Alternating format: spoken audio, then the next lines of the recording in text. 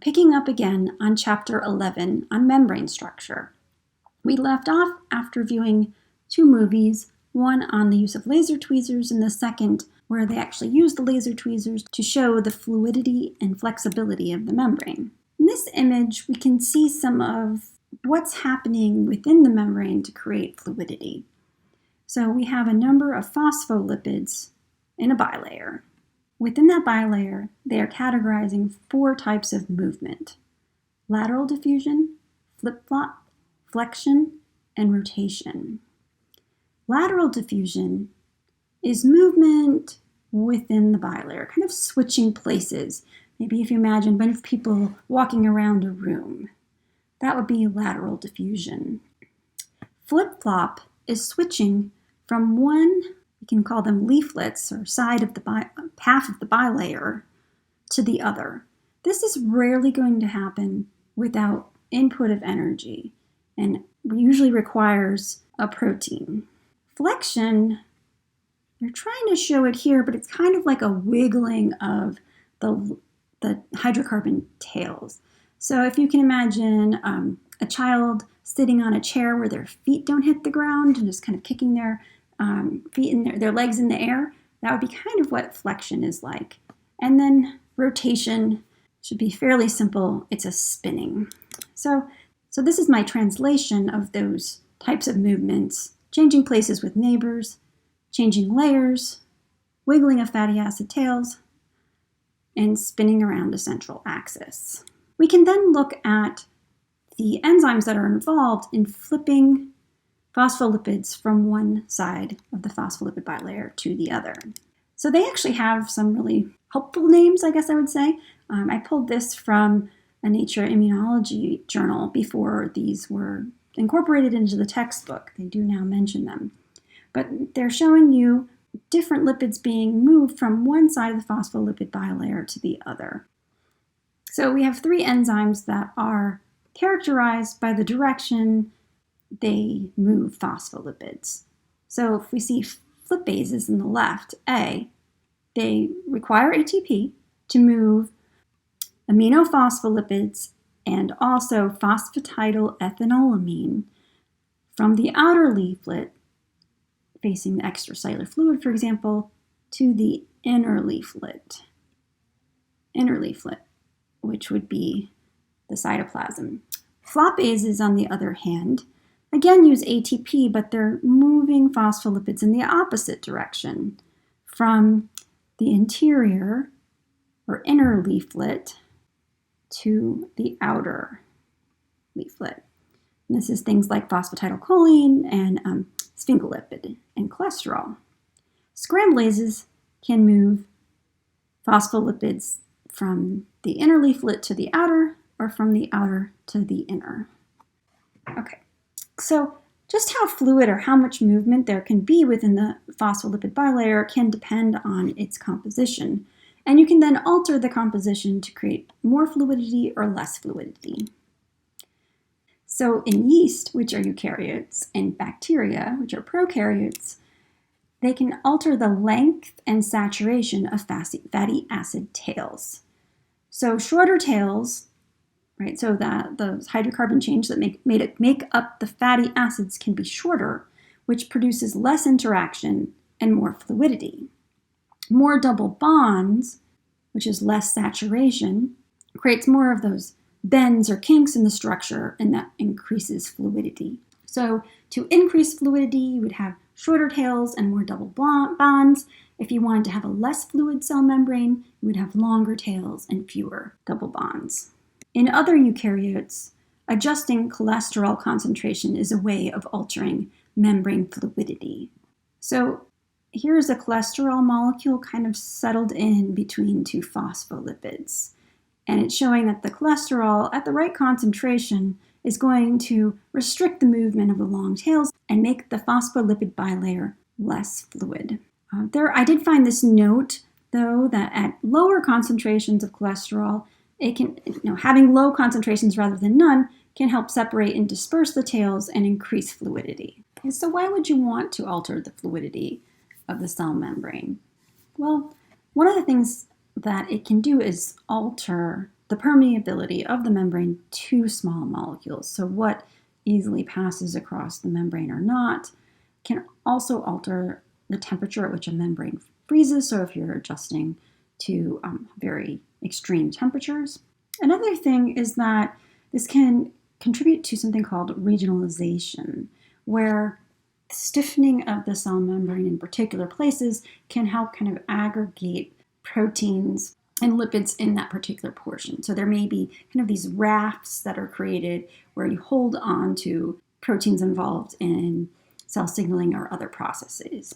So this is a movie from YouTube of airway, so epithelial cells in your airway cilia. So these are extensions of membrane on these epithelial cells. And you can see them kind of waving.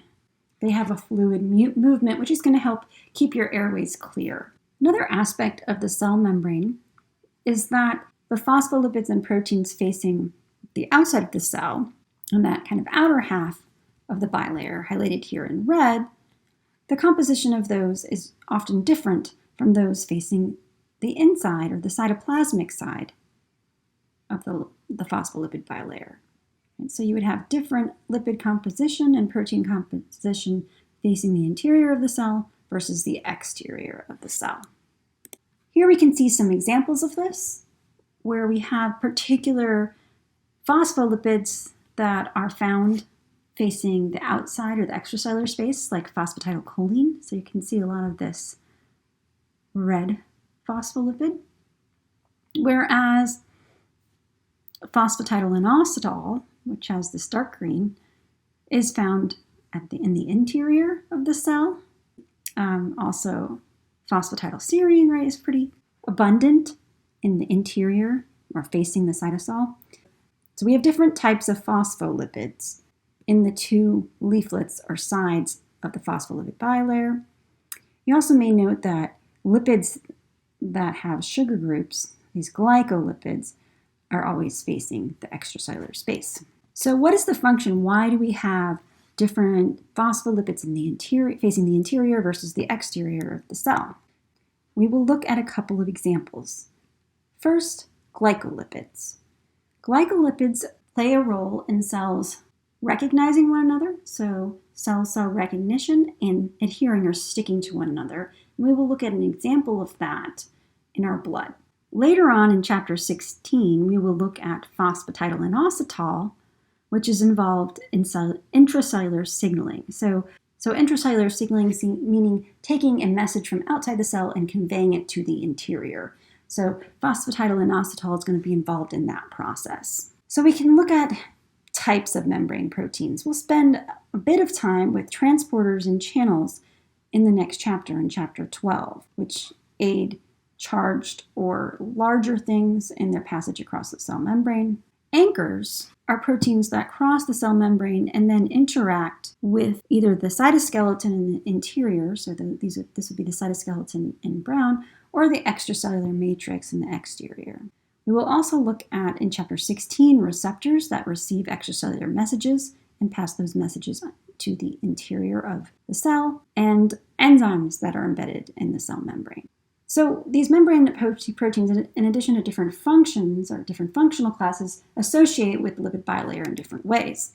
So we can see proteins that are considered to be transmembrane, meaning a portion of the protein is in the extracellular space. It passes across the phospholipid bilayer, which is here shown in gray, and that continues to the interior of the cell. Common way or common structure for passing the phospholipid bilayer is an alpha helix. You can see a single pass, one alpha helix, or we have proteins where there's type of stitching effects, where we have extracellular protein, alpha helix, intracellular loop, transmembrane alpha helix, extracellular loop, transmembrane alpha helix, intracellular loop. This beta structure is the beta barrel structure, right, that creates kind of a pore within the membrane. So all of these are transmembrane proteins. We can see we also have monolayer associated proteins. So in this case, the protein is still using an alpha helix to anchor, to the phospholipid bilayer, but it's only associating with the interior of the cell and not the exterior, and does not cross both sides of the phospholipid bilayer. Some proteins don't pass through the phospholipid bilayer at all, but rather have a covalently bonded lipid. So this is a lipid that's a part of the phospholipid bilayer, and it's stuck onto through a covalent bond to this particular protein, and that keeps it attached. Sometimes with lipid-linked proteins, whether they're extracellular or intracellular, you can have enzymes that break the link, which would release the protein. There's also protein attached. So this is a binding interaction. This is a non-covalent interaction. So they're calling these peripheral membrane proteins. So you could have, these are going to be more likely to associate and dissociate. So they may not always be at the phospholipid bilayer, but may move from the interior compartment to the phospholipid bilayer. Just another note that may come up when you're thinking in other courses about cell movement and cell shape is that the plasma membrane is reinforced. The structure of it, the underlying structure, is called the cell cortex. And they give you an example of the red blood cell. So here's a picture of red blood cells and this fibrous protein called spectrin, which creates a meshwork that underlies the plasma membrane and creates shape. The reason they describe red blood cells is because red blood cells are very simple. They're basically a plasma membrane that has some cytoplasm and hemoglobin. Red blood cells are very simple. They're easy to lyse, and it's easy to study their cell membranes. However, their cortex isn't really the standard cell cortex. What we would see more likely, they don't have a picture of it to go in the textbooks, is an actin cytoskeleton that directly underlies the phospholipid bilayer. So if you're thinking of cell cortex in most cell types, we're really thinking of the cytoskeleton, things like actin.